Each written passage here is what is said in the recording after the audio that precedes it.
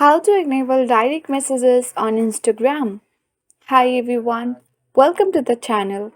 This is Rose and I'm here to guide you on how to enable direct messages on Instagram. Watch the video till the end, and without any further ado, let's dive right into the video. Launch Instagram app on your device. Log into your account.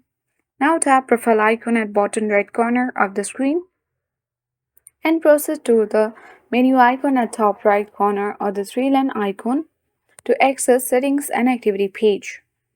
Scroll down and under how others can interact with you section, tap messages and story replies.